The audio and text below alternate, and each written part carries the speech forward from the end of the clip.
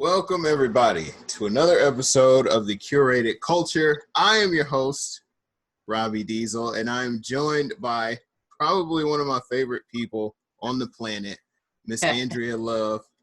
How are you today? Hello, I am excellent, man. Thank you. Good to see you. How are you? Oh, I'm fantastic. I've successfully avoided the Rona so far, which is a bonus. I'm a little more gray now though. I don't know if you can see that. Hair is crazy long. Mine It's is a too. lot. That's why I tried to. I need it. Everybody's got the Rona hair, whether they got the Rona or not. So Yeah, everybody does. I've done a couple of these Zoom meetings so far, and it's fun to see how people who are like normally super with it and up on it with the hairstyles and being like perfectly manicured all the way around, and you see people who are bald with the George Jefferson rolling.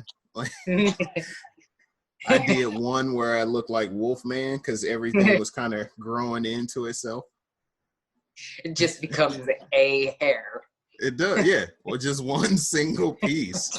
This is a hair. Yeah. It's just one hair, one single solitary hair. So how have you been though? The last time we spoke, it was what, 3 years ago? Like right before you left for Cali? Let's see. This makes it's August. Woo! It is, yeah. It's August. Woo. So yeah, going on 2 years and 8 months or so, if we want to be precise. But yeah, you're creeping up on that 3rd year, which is absolutely insane because it's blown by so fast, and a lot of stuff has happened in those 2 years. Yes, Yeah. it has. And now I don't know if you remember, but the last episode that we did, I totally called it. I was like, I want you to get in LA or in Cali, wherever you end up at, and I want to hear your voice on the radio. And sure as shit, that's what's happening. So we kind of spoke that into existence. How did that come about? It's funny you use the phrase "spoke that into existence." Can you hear me all right? Yeah. You're good. Okay. Because that's how everything happens, man. That's what happened. So, when I first got here, I just started working, being a bartender for a very long time. I found my way into a catering company, doing bartending at a lot of different events. And what was really cool about it is that I've been all over the city to some of the coolest places like TV studios and art museums and a Walt Disney Concert Hall and MTV Video Music Awards and all types of things. We did the Emmys, all kinds of fun things as a bartender, right? And then I ended up doing this summer assignment at LACMA, the art museum. Okay. And there's a bar there. It's an outdoor bar called Ray's, and it's bartending. And a guy saw just my tattoo, like a little bit of my tattoo, and he asked me what it was, and I told him, oh, it's a fader. You know, I'm a DJ. You know, I'm from Michigan. I was on the radio there, and he asked if I had planned on going back into radio here. And at that point, I really hadn't. I didn't know what I wanted to do, but I'm like, man. There's those sirens. Yeah. You lied. You are in the hood. I'm not in the hood. There's just lots of fires and accidents here. Right on. I am in a very, very, very busy part of town, though. Okay. Yeah, super busy. Like lots of traffic on my street. But he asked you about getting back in the radio. So I'm like, I don't know, maybe if the right opportunity presents itself, I just came out here to freestyle and to just figure things out. And he told me about this radio station where the DJs play their own, like they pick their entire set, everything they want to play. And I'm like, well, whatever, that's what you think. And he's just like, no, I'm serious. They do. Check it out. Sometimes they want volunteers, and if you're good, like there's a lot of opportunities that might be able to open up. And I'm like, all right, I'll check it out. So I did. I went to volunteer and just started going to live events. Then I started helping produce the show. And then they hired me actually to do like the newsletter and some, you know, media stuff, like with concert giveaways and stuff. And then one day, because I knew, I was like, I want a show on this station. I was tear it up. And so one day I was like, kind of eavesdropping a little bit. I'm at my desk in my little office and I hear them say that this one show was no more and that they have to figure out what they're going to put into the place of it. And they had someone to cover that week. And I'm like, I was like, you know, I can hear you. And you know, I would love to play rock music on the station. So just saying. Right. And they're like, yeah. I'm like, yeah. Like, okay, give it a try. And so I've been doing that over a year now. Mm-hmm. I love it. And it's well, you're made for it. I'm pretty sure, as people can hear by now, you have like the perfect radio voice. Thank you. Yeah. So I wanna bounce back a little bit though, because the last time we spoke, you hadn't made the move yet, and now you're in the thick of it. Like how did that transition go? Aside from it being terrifying, just kind of uprooting yourself and going to a completely new city on the other side of the world, damn near. Like how did that initial transition go for you? A hot damn mess at first. You know, it's one of the best lessons I've ever had in realizing that you're not always in control, and that's okay. And sometimes it's for the best. Because for so much of my life, especially growing up in Michigan, but even between my little village where, yes, we have shoes, into, well, that's a side joke. We can talk about that later. But to Flint, it was still, there's so much comfort because my old hometown was only, 2.5 hours away. So there was just so much comfort, especially in Flint. Towards the end of my time there, like I had worked at these same places for so long. I knew everybody. I was comfortable everywhere I went. There was a very small level of discomfort there at that point. And everything is different here. Everything. And I had a good plan, man. I was like, I'm on it. I'm controlling everything. I'm a perfectionist. I've got every detail, everything planned out to the T. It's going to be perfect. No question about it. And California happens, I think. Like everything's just so different between, going the wrong way and then being stuck and being super late. I saw some crazy stuff happening, and there was like me, a 30-something-year-old person, terrified, and then there was like this 12-year-old boy who clearly grew up here who's like no big deal, just another day. And it's culture shock, there's traffic shock, there's parking tickets if you don't pay attention. There's so much that you have to get used to before you can get in the swing of things that just aren't normal. For me, they weren't normal for me. So there's a lot of crying. Oh my gosh. I cried all over the place. Like sometimes one of my favorite things to do is drive around and like notice places that I've cried there before, and then I feel good because do you have like, landmarks where you've cried? Oh yeah. I could Hollywood and Western twice, Burbank Walmart bathroom, down the road from the Hollywood Bowl in the rain. Oh man, that's like, it's part of it. That's the most movie but now thing when I drive ever. past those places, it is. Was that Maroon 5 song? I don't mind standing in the pouring rain, crying. But now when I drive by those places, it feels so good. I'm like, oh man, it lets you know how resilient you are.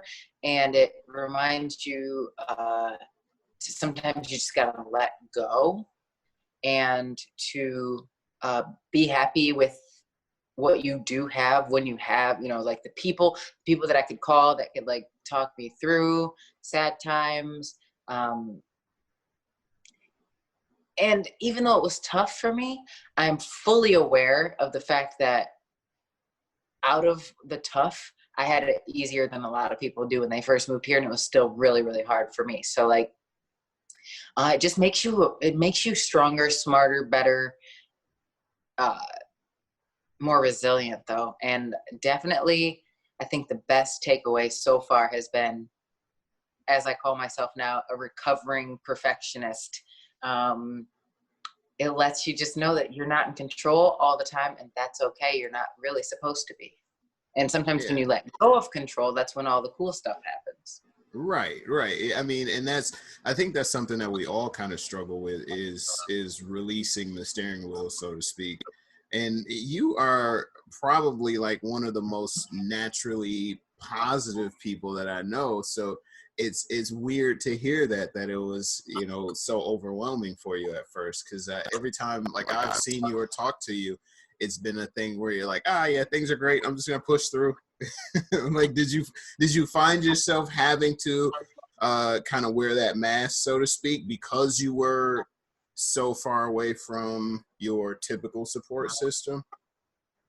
Actually, it's funny. I found so much release in taking that mask off that that became that became more of a source of joy and comfort, if that makes any sense. Like I think people were so used to me being so positive and so happy and so things will be okay, you know what I mean? Because it wasn't like I was faking anything. It's just I really wasn't having very many issues or problems or anything like that, other than the fact that I felt like I couldn't grow. But that wasn't a problem. That's just personal. That's life. Yeah. That, and then I would post because I had a lot of fun. I have a lot of fun. I love this city. It's beautiful. I'd post pictures and, you know, I'm here today or there tomorrow, and I'm all over the city. It's cool, you know, doing all these things. And a couple times I realized, like, man, in addition to all this, I've been crying all over the city too. Like, I've been having crying, crying, making friends, like getting parking tickets. And so I started every once in a while just saying, like, hey, in case you think that like it's all perfect, like it's not always all perfect. And I would like to share that. However, I just think that for me personally, it doesn't matter about anymore, or not really at all, what people perceive as far as if I want them to think things are okay. If they're not, I just more often like to choose to focus on what is going right, because the way my brain is set up, if I choose to focus on the negative, I'm going to spiral out of control into this negative, destructive, disgusting, dark place, where for me, it's just better to stay focused on what's good and then bring more of that. Because it's either this or this. Right. I'm getting better at balancing, but naturally I'm like terrible or amazing. Right. So that's kind of why I'm that way. But I have had a lot of peace in sharing the tough times with people, because I do think it's important, especially in this day and age.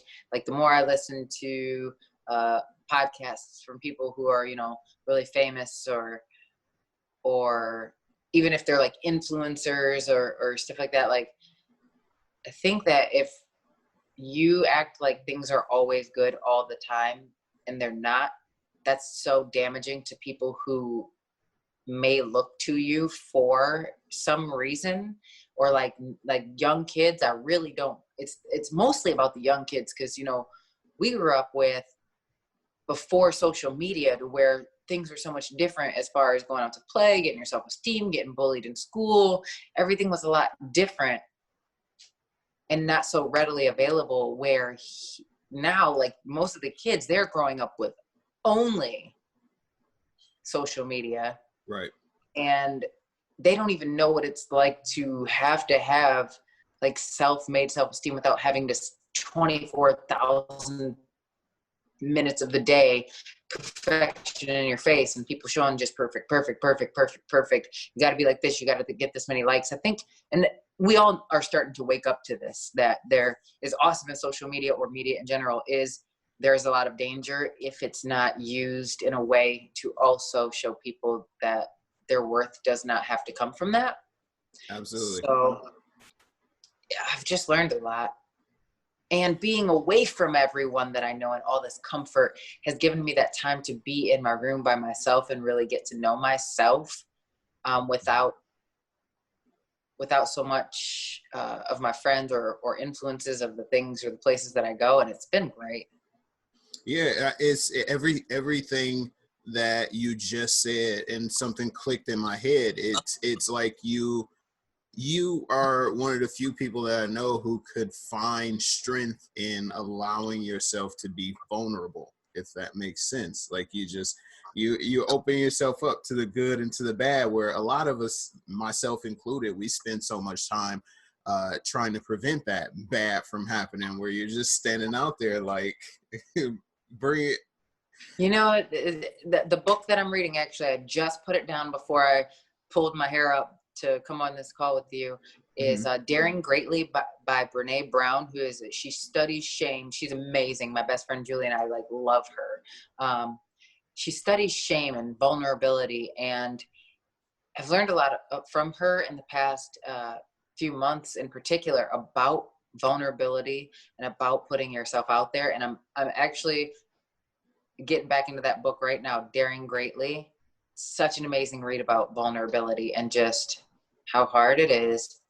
But one thing that that is very important to me from that book that I took away from it was that when she asked a bunch of people about vulnerability, she said something like, how many people think vulnerability is a weakness? And they all raised their hand. And then she said, how many people think that vulnerability in someone else is courage? They also raised their hand. So it's like, oh, then it starts to click. Like, we see people being vulnerable and we're like, man, they're courageous, they're awesome. But when it's time for us to be vulnerable, we're like, no.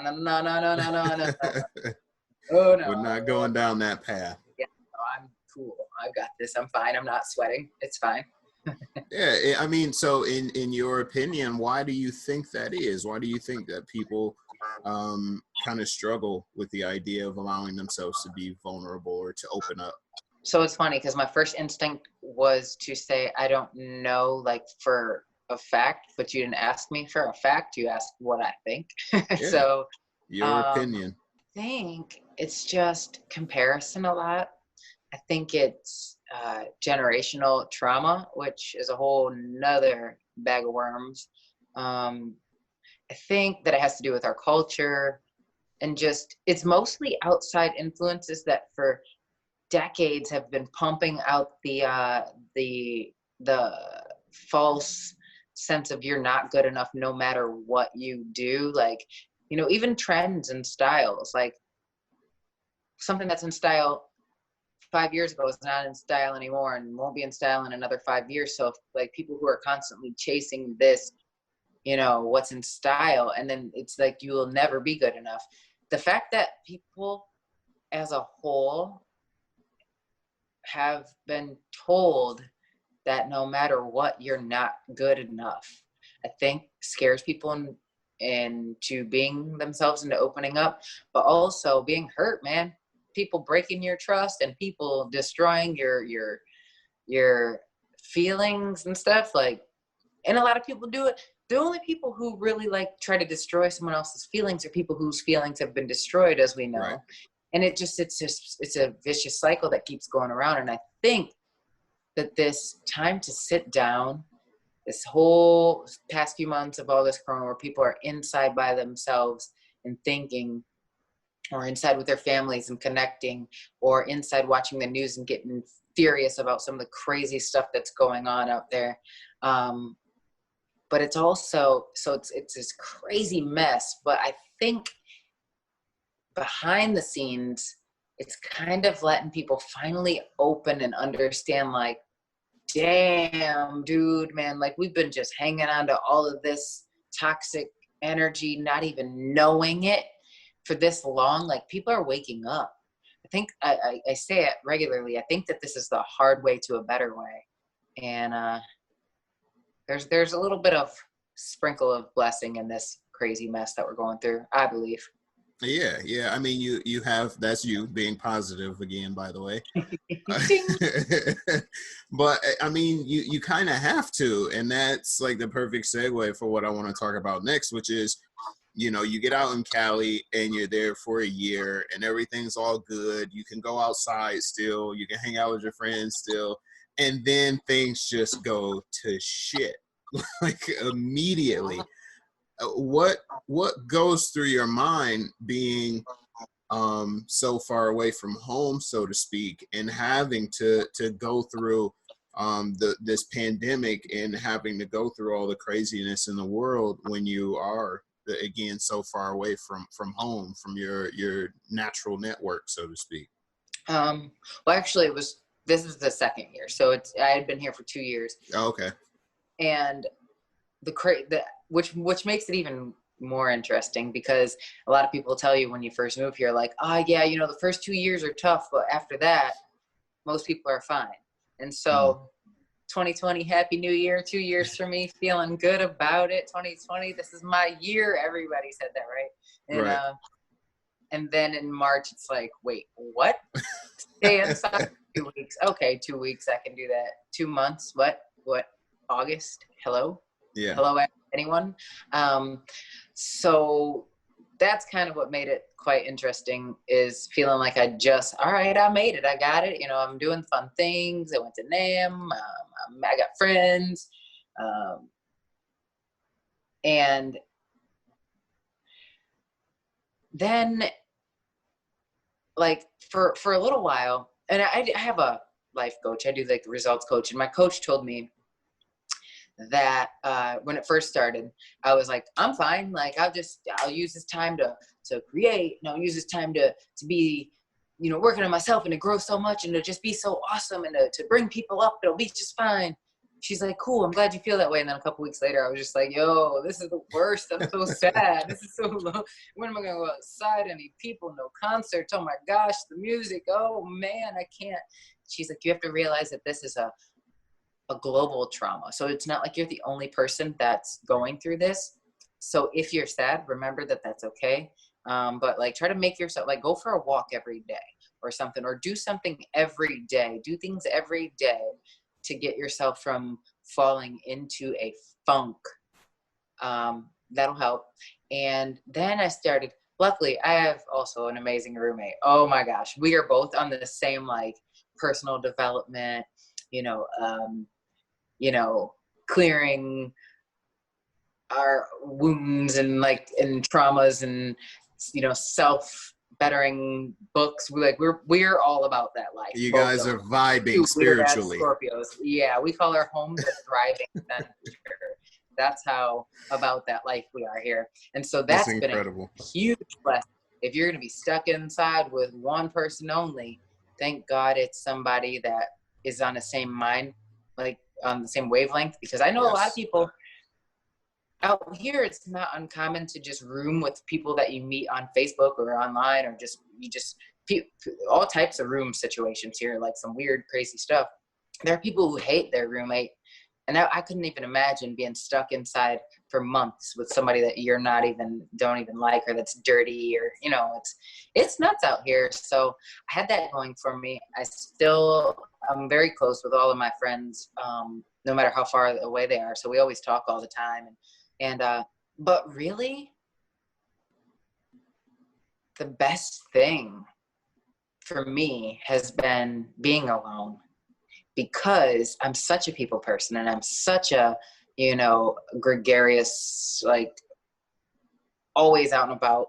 Oh, and I like going out by myself so I can meet new friends. Like, I'm always around so many people, and have been for so many years, that this time by myself I needed so badly. And I've been able to focus on stuff that I've wanted to, but haven't had enough time to do, because I'm always working, or here always working, and then stuck in traffic. Yeah, it's been, man, at first it started out looking pretty crappy. And I know a lot of people, this is just me being my life. But when you step back and look at the overall grand scheme of things and realize people are dying, people are sick, people are stressed out, people are broke, people are losing their homes, people can't eat, people, old people are afraid to go outside. Like the real shit that's happening is terrible. Right. And it hurts. And so between that, the virus, and also the social issues that have been happening, like I was going through a lot of pain, like empathically, like soaking up the collective's pain, and like I was very sad for a little while. Yeah. And then I realized, okay, it's time to turn off this stuff. I have to listen and watch enough to be informed, but that's it. Any more than that, again, it's terrible or awesome. One of the two. Right. So Yeah. if I watch too much, then I'll go down that negative, and it hurts. Yeah. And we as a people, as a society lately, we've been subjected to so much of that. It's like, it's almost like you have to withdraw for your own sanity's sake. Yeah. You stay in the muck for too long, and then it's like you don't have awesome or terrible. You're going straight to abysmal at that point. Absolutely. And it's even with social pressure of taking a stand or fighting against things, it really took some uncomfortable posts on Facebook and Instagram for me to realize, like, that's just not who I am, and that's just not for me, and that is okay too. Because a lot of people were like pressuring people, especially I would watch fans pressure celebrities into posting stuff. Yeah. Their cancel culture and stuff, and it's like, what the hell? What Right. are we doing? So we're mad at people who aren't even bothering nobody for not saying something about the fact that people are bothering people, when you know that these people are good people, and that's why, what is this? This doesn't even make sense. And so I just happen to be, as we've kind of established so far, a person that really, really, really likes to focus on solutions to the problems. Acknowledge the problem, focus on the solution. And so when I finally became okay with that quality in myself, and I didn't feel like I had any more to explain it to people or justify like why I don't fight stuff. Right. I just don't. And Yeah, that's what and somebody's got to do that. In the that's med tent, stitching people up and feeding them and giving them water and holding their hands when they're getting worked up. You know what I mean? Somebody's got to be by. Yeah, absolutely. And that's the perfect analogy, actually. We need, just like we have the soldiers on the front lines, just like we have the generals who are leading the charge, we have to have those medics for, when those times get a little too heavy. We have to have people to be able to go to, and to really just be able to release everything to, and those people kind of take it on. I hear you, and provide solutions instead of just being rah, rah, rah. You can only be a soldier for so long before you you need to retreat. You get battle weary. And I stand like that. That's what I don't want it to be like confused for like, oh, I don't think anybody needs to fight anything. That's not what I'm saying either. It's just that's not my role. Like, that certain things have to be fought for, or else it's not going to change. We know that. So, but it's like, you wouldn't want the super brainiac, clumsy kid on the front line. You'd want them in intel, figuring out, mapping things, like planning things, right? Right. So everybody got their role. I think all of us people who have good hearts are just finding where our role, what is our position in the ascension of the whole collective. So I don't want to make it sound like I think that anybody who's fighting for what's right or standing up for what they believe in, whether I think it's right or wrong, it doesn't matter if you're standing up for what you believe in. I still think that's important. What Absolutely. I believe in is different. Yeah, maybe. You're a lover, not a fighter. I am. Everybody love everybody. Um, Yeah, I am. so you said a word, which was role, and I want to transition into your current role as a what do we call you now? A DJ, an on-air personality, a purveyor of audio delight. That's what we call me. Whatever you Okay. just said. Say that again. Purveyor of You're a audio delight. purveyor of audio delight. That's that's your PAD. gig. PAD. When you first got to the station and you get behind the mic or however you do it now, I would imagine you've had to do it remotely. Did you kind of have that like like I'm home sort of feeling? Yes and no, but mostly yes. And it's been this whole thing, it all goes together in this like main lesson that I've learned. But so at first, again, I'm a recovering perfectionist. So at first, my first show, I had it down. I always do it live. And there's been a couple times where I've done it remotely just so I can like go on vacation or something. But for the most part, there's no feeling of, it's just not the same. The energy is just not the same. But man, I practiced everything. I had everything down. I'm about to go in here and just straight hammer smash it. Like, this is the best. And my first show was like amazing, right? But then all the shows afterwards were still, I've been doing this for a while, so I'm fairly comfortable, but they were all good. But I would make one mistake and be like so mad about that one mistake. I remember sending the text to my best friend, Julie, like, am I ever going to be able to have one good show? And she's just like, wait, what are you talking about? And I was so focused on being perfect, especially being in LA. Even though it's 4 a.m, it's LA. Some people are always out. People are listening. People listen all over the world online these days. And I was so focused on everything has to be perfect, perfect, perfect, perfect, perfect. And then one day, after a couple like not perfect, like complete fails a couple times. Well, in my opinion, let me stop because it wasn't that bad. I'm over exaggerating. But one day again, something just clicked and I don't know what it was. I couldn't tell you.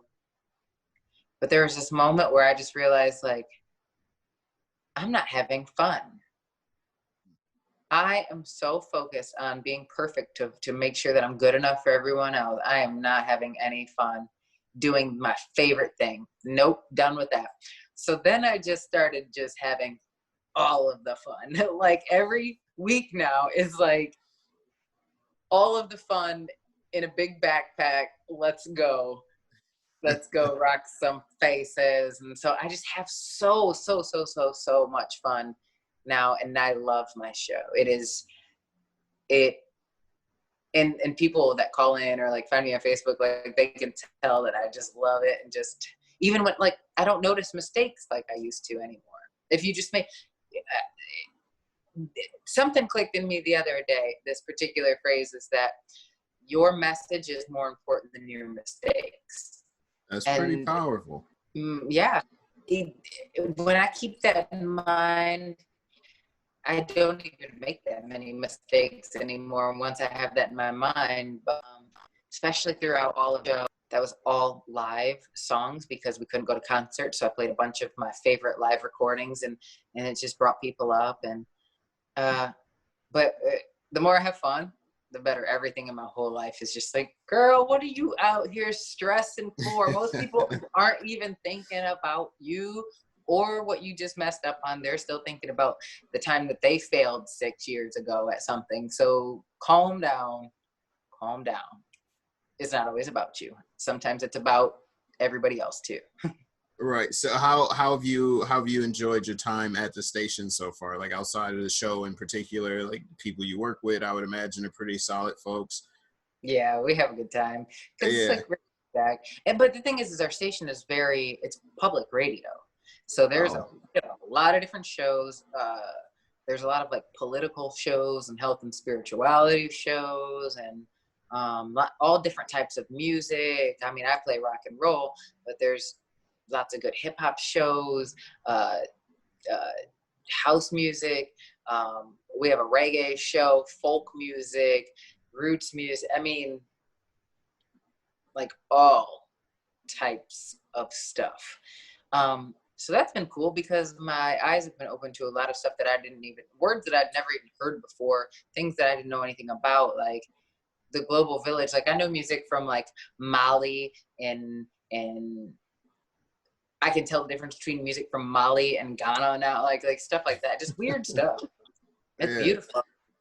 So yeah, I like that. But my role has been a lot of fun because I have helped Maggie, who's awesome, and she's so Maggie is like one of these people who she's always got your back. She always wants you to grow. She's so helpful. She's really, really awesome. She's helped me a lot in media sponsorship. So putting together concert ticket giveaways and concert tickets. Like we do fundraising for our shows. So sometimes like we have people pledge and they like win packages and tickets, man. All the tickets to all the shows and all the concerts and going to these events. Love that. So it's been a blast. We did a gala. I've never been to a gala before. Yeah, dude, we don't have galas in Flint, let alone Baldwin. Right. So, yeah, at this place called Skirball, and then Jack Black was there, and Robbie Krieger and John Densmore from The Doors, and Stanley Clark, legendary bassist Stanley Clark, and I remember you posting about that. I was like, how does that happen when you met Jack Black? It was so cool. It was so, it was just different than anything I'd ever been a part of, and so it was a lot of fun. I've been at MGM Grand. I've been at like a Paramount Picture Studios, and just a lot of cool places bartending. That's been fun. That's been super fun. I don't even watch movies or TV. Like, so I don't really ever know who anybody is. Like, I never know who any of the film stars are, unless they're like super obvious. But even then, I remember when I first started, I was working at this party, and it was for Kevin Costner's new show, and I was kind of new, but they kind of knew my work ethic, so they had me like go like do some like take care of his table or something like that. Mm-hmm. And he told me, he's like, "Hey, I'm gonna have you take care of Kevin's table." I'm like, "All right, well, I'm about to just make myself look super dumb here in LA, but I don't know which one he is." And he looked at me like, "You don't know who Kevin Costner is?" I was like, "No, I mean, I know the name. I know he was the bodyguard, right?" And they're like, they're like, "That's even better. Come with us. You don't know him. Come on. That's even better." Right. But so like, sometimes I look stupid because I don't know anything about TV or movies. And people are like, "Well, what did you come to LA for?" I'm like, "Oh, shoot, I forgot there are 0 other things that one could possibly do in Los Angeles County rather than want to be an actress. Oops, I guess I should go somewhere else, huh?" Like, right. I was about to say, you had to sound like the most non-LA person in the world at that moment. Yeah, maybe, but there's plenty here. I mean, even without entertainment, there's a lot of beautiful opportunity. The food industry here is amazing. Just health and fitness, spirituality, that kind of stuff is amazing here. You know, the farmers markets, woo! These farmers markets have my heart. These farmers markets are great out here, dude. And they're all over the place all the time. There's a lot of opportunity out here beyond just entertainment. And I just like watching other people do their thing, you know? I have to ask. Oh, before snap. We get ready to go. No, oh snap, no big pressure. You be clowning sometimes. I do. I'm mellowed out though. No clowning tonight. You've been there for a while. You've seen high highs so far. You've seen low lows. You've experienced it all. What does COVID pending, of course? What does the next couple of years look like for you in terms of short and long-term goals and accomplishments that you're looking to get after? Service, helping, contributing. Another realization that I had was that it doesn't matter what I want to do. It doesn't matter what I feel like I need to be doing, what I should be doing, what kind of career goals that I've found that oftentimes when I have a career goal, I obtain it, I do it, I do a good job, but then I find myself feeling like, okay, now it's time to do something else. And it just kind of hit me one day that like service, man, I need to, especially with this, with seeing how many, what's the word? Vulnerability, not vulnerabilities, but what is it? Can't think of the word, but like when there's an issue with your infrastructure, there's an issue with like your stability of your foundation and stuff like that. How many different industries, not just the one that I'm in, but have really big foundational flaws that somebody who thinks like me could possibly find a way to repair. So like, or just to help, man. I don't know. I just feel like out of all the fun that I've had in my life, I have said plenty of times, more sirens. I can see them in the background now. Dang. I've said plenty of times that like, I'm a party animal by profession. I have spent the past over 10 years partying for money and having the best time ever. And that's all great, but like it's really just I gotta find some, well, I'm working on some things, but I don't want to start talking about them too much because they're plans or things that I'm working on. So you can't put it out into the universe yet. Yeah, I've put it out into the universe, but in a different kind of way, and I don't want to talk out of turn. But yeah, absolutely. But just the basic meat and potatoes is like being part of a solution, being part of something that is not just about me, but realizing that it's never just about me without everybody else. And so like I'm just hyper focused on that. Good. I'm glad that you're doing well. I'm glad that Callie is treating you fantastic. Hopefully the sirens in the background are not for you or your roommate. No. Yeah, I don't know. This is a little heavy. I mean, Sundays things are usually a little bit crazier, but this is a little extreme. So like, I don't know what's happening out there. Maybe this is one of the times I should check the news. Or maybe it's just happening because I'm on this call with you, and as soon as we're done, they're gonna stop. Like this is just it might be. Effects. It might be. I will say this much: you definitely need to check the news more because your city was literally on fire once, and you had no idea until I texted you about it. Like, what? What? Like, how could you not know? It's so, and I think it wasn't super far away from you, right? But you know how the news is, though, sometimes. I know. Like I remember when I lived in Florida for just a little bit of time, my mom would worry about me because the hurricanes, but they would show on the news like the one little skinniest, most frail tree whipping violently, and everybody else is out in flip-flops buying beer. Like it's fine. So no, I didn't know about that fire. But, what fire? Right. That was your exact response. Like, what, really? And it's like up the street from you. This hot fire I'm playing on the radio. Right. All those tracks. Well, before we get out of here, man, I do want to say that I appreciate you for being on. Thank you so very much. Oh, thank you. Always appreciate your positivity. You are a beacon of light, so to speak. Thank you. I was just telling a friend, like, I'm super glad I get to talk to Rob because he's one of those people who get my brains moving, and if I'm feeling stagnant in an idea, just you got good vibes for creativity and energy. So I'm so glad that I had a chance to catch back up with you. I'm out here just tazzing around. Like a little tornado. That is fantastic. There's so many callbacks. Now we have to do a third show, and it's nothing but callbacks. We won't have a serious conversation at all. Just several inside jokes back to back. We got a lot too. Going back to them Cortland days and all. Yeah. Oh my God. Yes, absolutely. Thank you so much for being on.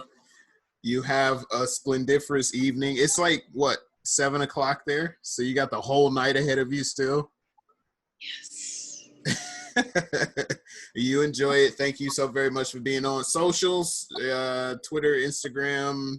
Not Twitter, but Instagram is probably my favorite, and it's the underscore Andrea underscore Love. Yes. And Facebook, just Andrea Love. But the radio station is 90.7 FM, KPFK, Los Angeles. Online at kpfk.org, where you can listen to my show, Real Rock Riffs and Rhythms with Andrea Love. Saturday mornings, 4 a.m. till 6. The best of rock-rooted gems, blues rock, alternative, classic, modern, a little bit of metal in there, and all of my awesome jokes as well, of course. And and if you miss an episode, you can always listen because we have online archives for 2 weeks at this station. So our music shows you can hear for up to 2 weeks after they air at any time for your own leisure. So there's that. That was like a little mini commercial. Come on, that's what I do, baby. I feel like I should write a check for that little 30 seconds there. I mean, I'm accepting checks. Always. Anybody out there. Hit the cash out. Thank you so very much for being on, Andrea. I just tremendously appreciate you. Take care and stay safe, all right? I will. All right. Good to hear from you, my friend. Yes, indeed.